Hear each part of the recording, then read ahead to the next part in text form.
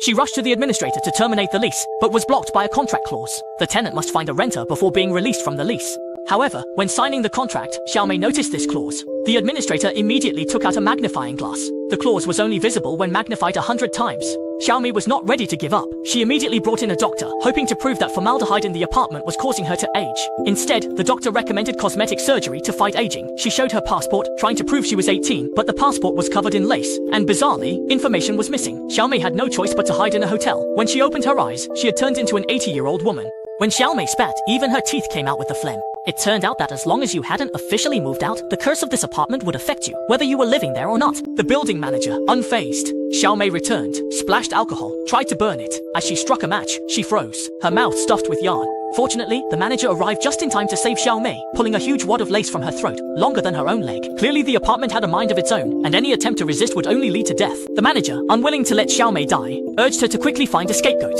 Xiaomei sought her ex-boyfriend Xiao Shuai, but he didn't recognize her and had a new girlfriend. Disheartened, Xiaomei went home to await her fate, but the apartment thoughtfully brought her food. She immediately rejected this false kindness. The next morning, she woke up a centenarian, now using a cane. More horrifying, her skin became delicate as silk, no longer human. Her flesh and blood turned to yarn. Xiaomei, overcome by fear and despair, quickly decided. Using a 200 yuan ultra-low rent as bait, she tricked Xiao Shuai and his girlfriend into coming over. The couple, thinking it a great deal, eagerly prepared to sign, but at the last moment, kind-hearted Xiaomei couldn't bear it, refusing and driving them out. She instructed the building manager not to look for new tenants. She became the house's sacrifice. Xiaomei sat on the sofa, closed her eyes, and accepted the death.